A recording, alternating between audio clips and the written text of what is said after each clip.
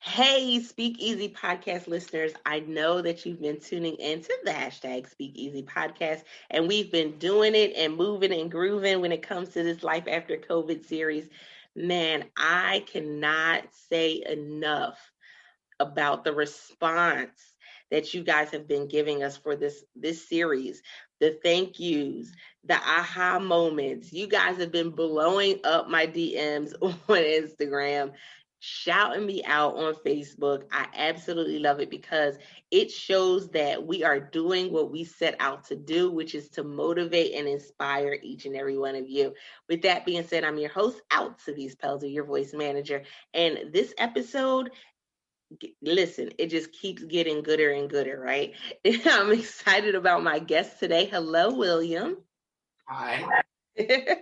I'm excited because when we talk about everything that happens with COVID and so many people have dealt with loss. So many people have closed their doors to their businesses or they're struggling in business.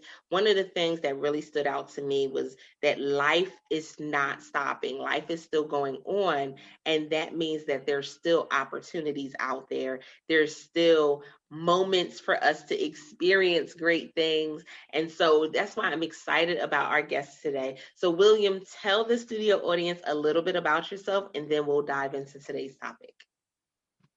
Well, it's hard to say a little bit because there's just so much to tell. I've been teaching in Japan, Japanese children aged 2 to 12 for 44 years. And I'm teaching them to not to speak English, but to love English and then to love using it. And I save half of my salary every month to help to take relief goods to trouble spots around the world to needy people. And my last trip was in Luanda, Uganda, and Ethiopia, and then 2 times to the Philippines. All of that was in 2019, and then COVID hit. And so I was really damaged business-wise because education shut down here in Japan for 2 months and kids couldn't go to school. And so I'm sort of an after-school school. So all of ours were shut down forcibly. And so we just were not allowed to teach. And that meant I had to cover everyone's salary in my business for 2 months with no income. And in the end, we lost about 350 of our students. We had 900.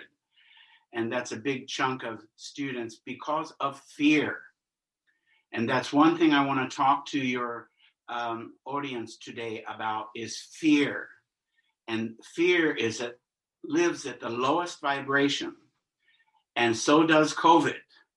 And so does worry. Those are the 3 things that live in that neighborhood. And that's one neighborhood you don't want to visit. So my advice to everyone is to take your heart as open as you can to the highest level, which is love, and see how can I love more? How can I spread love and make people feel loved and worthy? And when you do that, then all of a sudden you're not the victim. You move from victim to victory. And that's the place we want to be.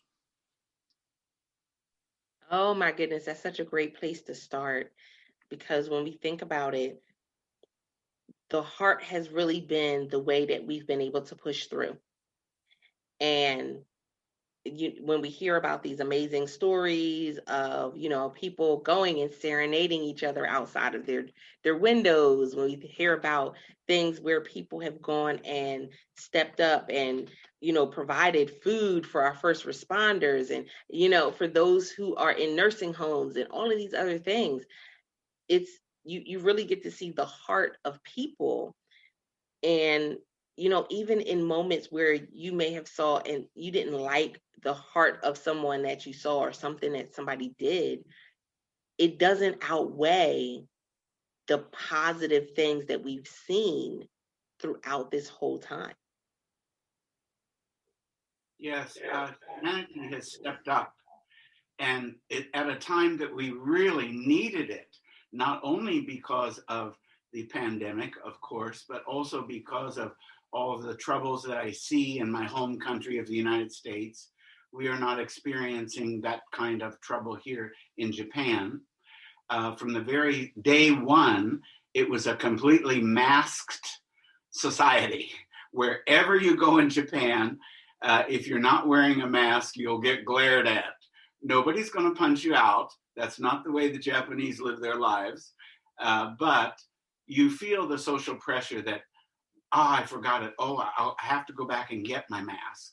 And so that from age 3 to all above, they all are masked, and everyone is very aware of cleanliness. It's a very clean country, statistically, and so the children that I teach, I'm teaching them when they come into class to disinfect their hands, and then we separate them a bit in the class so they're not really close to each other.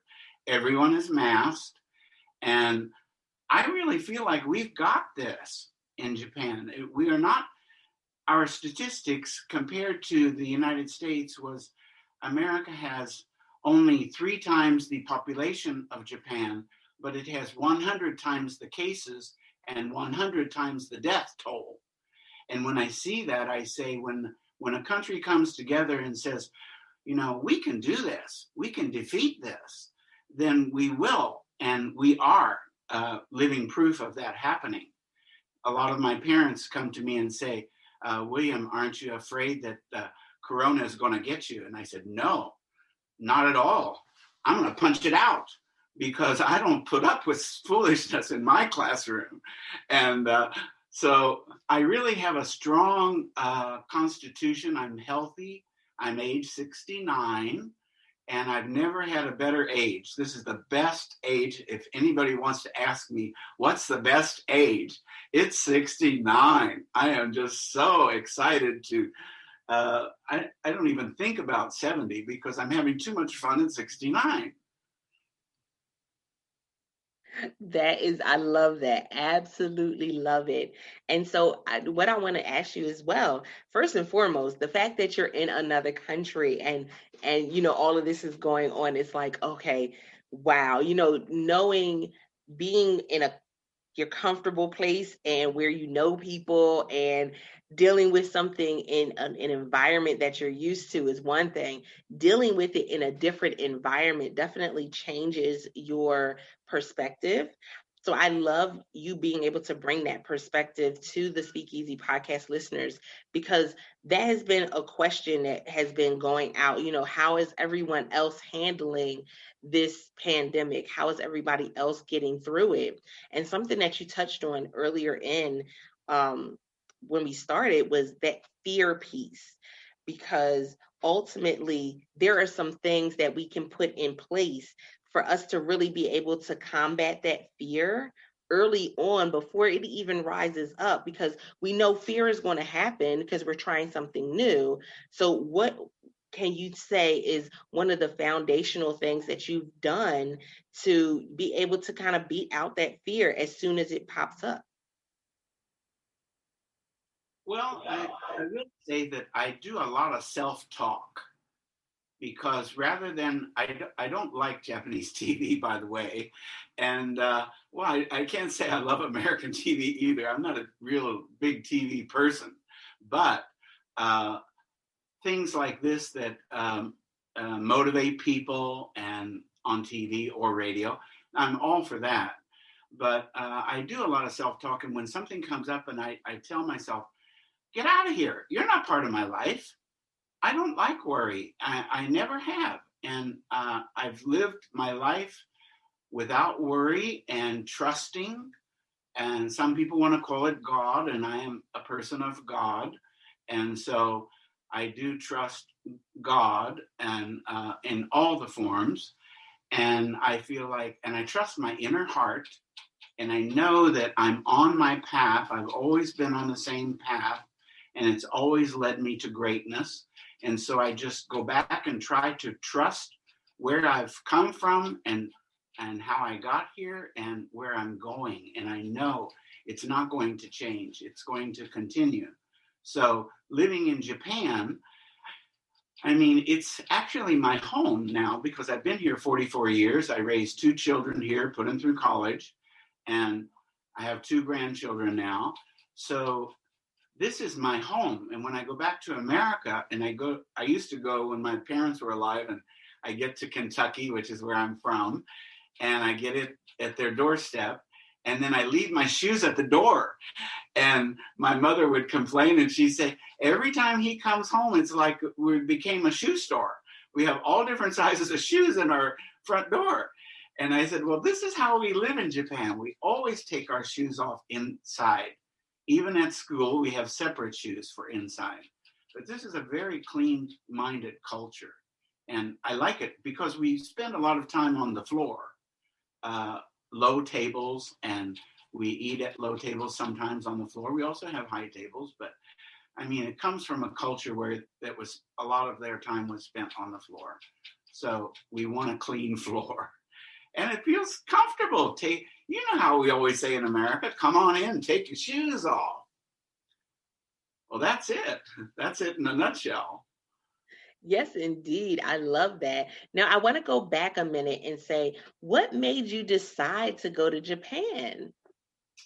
Well, I mean, it is every single step of my journey is a fantastic story in itself.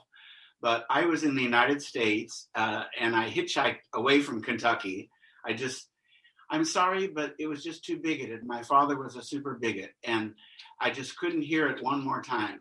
And so I hitchhiked out to California, and I found a guy in Golden Gate Park, and I said, "Do you know where I could crash?" That's the term we had in 1971. And he said, "Yeah, I'm staying with a 45-year-old lady down South of Market." And I thought, "Oh my God, what am I going to have to do at age 19 to a 45-year-old lady to let her uh, to have her allow me to stay in her house because I need a house? Can I do it? Will I do it?" And I got there, and she became my mother for 38 years, and I just fell in love with her. And there was a young lady there staying there also by chance, and she had 2 weeks before she started her uh, her master's degree at the Peabody Conservatory of Music in Baltimore, and she's a classic singer. And so she showed me around San Francisco, and she couldn't speak English, and I couldn't speak Japanese. And eventually, she went back to school. And 2 years later, she contacted me and said, "My student visa is up. Would you consider marrying me for a green card?" And I said, "Okay," because I was very naive, and everything is everything in those days. And so we got married, and then I thought, don't put any expectations on this, just let it flow. And so we hitchhiked back across the states to Kentucky to meet my parents, and then went on an epic journey back to California through Canada. And then we just lived it day by day, and then we helped another couple with their home birth. And we said, wow, this is nice. Maybe we should think about like having a home birth. And so we got pregnant, and I went through all the stages with her, the Lamaze and everything you do. And my son was born, and he now works with me and my wife every day, teaching English. And he's 45. And so his sister came 6 years later in our living room in Japan while he was watching and going, wow. And now both of them teach with me. She's been with me 8 years. And it's just amazing that how your life, when it's destiny, it's destiny. And what happens, and then letting it flow, and then realizing one day these children who keep you up late at night crying, or what, all the things you go through with kids, one day they may step up and help you. And both of them have stepped up and helped me. He for 22 years and she for 8 years. So just mark me down as one of the luckiest men in the world. And we don't live together, my wife and I, but we work together, and we share our family together. So, it was meant to be. We're soul partners. I love it. I love it. I'm excited. Thank you for sharing that. 'Cause I think a lot of people, um, we often hear about the perfect love story, right? Uh, and the love story that's perfect is the one that's perfect for you. Exactly. It's the one that's perfect for you. And we never know where it's going to lead us. And it's interesting because it can be the love that we have for a person or the love that we have for our purpose, the love that we have for, other people. It can lead us in so many different areas and so many different places if we just allow it to lead. Absolutely. And I have sort of allowed love to overtake my life. And I just fall in love with people all day, every single day. I go swimming every morning. I would be normally swimming now. And the elders walk in lane one. And you have to go, Ohio gozaimasu, Ohio gozaimasu. That's Japanese for good morning. And I did that a year, and I got tired of it, and so I switched to Happy New Year, and then I switched to Good Morning, and I told them from this month I'm going to go to Spain, so it's going to be Hola. So get ready. When I see you, I'm going to say Hola, and I'm very unusual. Let me tell you that. I started the Mismatched socks movement. I'm now wearing. It's kind of hard to put my feet up on screen, but this side is a lion and this side is a tiger. And I wear mismatched socks because I call it my mismatched socks movement for inclusion. And I tell my kids, having different patterns and different colors together just makes it greater. And that's my lesson for skin color. And that's with all skin color and all types of people and all nationalities. And when we mix them up, it just gets, look. And I show them my feet. And so now when they come in the classroom, they want to see, what's he got on today? Is he a man of his word, or is he going to just do it for a month and then quit? And so they're always checking out my feet when I walk in the classroom. And then I always show, here it is. I have a husky on this side and a pug on this side, or whatever. So that's my mismatched socks for inclusion. And I don't insist that others do it, but think about it. How many things do you do in your daily life without thinking that your mom told you to do when you were 2 years old? She said, you always put the same pattern, always put the same color on both feet. And then think about why. Isn't it much more fun to mix it up? The patterns are more fun, the colors are more fun. And so there's so many areas of our lives that we don't think about, and we could be living more ecstatically if we just realize we are the authors of our own rule book. No one else is in charge. We're in charge. So that's what I do. I love that. Oh my goodness. That is a great way for us to end out the episode is we are the authors of our own rule book. Guys, make sure that you are tapping into your greatest life. Make sure that you're tapping into something amazing. And so William, let them know how they can connect with you and find out more about your journey and what it is that you're doing. Well, one way is this is my book. It's Living My Ecstatic Life, a quest to make a difference became an awakening is the name of my book, and it's on Amazon. And if you're looking for hope, if you're looking for stories about the power of giving, and also if you're looking for stories about uh, how to become empowered by owning every aspect of your life.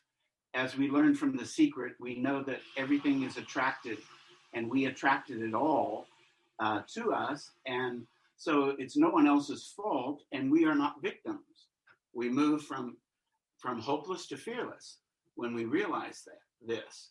And so I totally recommend anyone who's looking for hope or some happy stories or some inspiration to pick up the book. It's on Amazon. I think I'm not making money on this. I give it all to charity, to my charity, uh, NPO Walk for Peace. That's where I take the money and take school supplies to different areas of the world that people are really needing hope and needing help. So that's what that is. That's one thing. And you can find me on Facebook. My Facebook is open, so anyone can drop by if you just follow my name. And I live in Japan, so it's real easy to find me. I love it. I love it. Speak Easy podcast listeners, this has been an episode that will definitely not only warm your heart, but definitely inspire you to kind of take action on some great things in your own life and to literally live life to the fullest, guys. The opportunity is there each and every day that you have breath in your body. There is moments for you to capture and to grab a hold of. And those moments turn into memories that you can share with others. I am excited because this has been a great episode of the hashtag Speakeasy podcast with your host, Altovise Pelzer. And I cannot end the episode without talking about our sponsor, Good Living Now. Good Living Now sells black seed oil capsules, which are great for your health.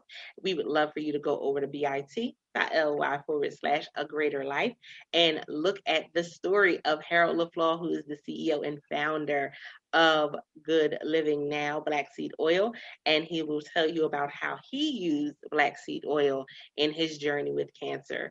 So again, it's bit.ly/a greater life. I appreciate you guys because without you, there would be no Speak Easy podcast. Thank you for sharing. Thank you for inviting. Thank you for leaving us a review. And until next time, guys, don't forget to press it out. See ya.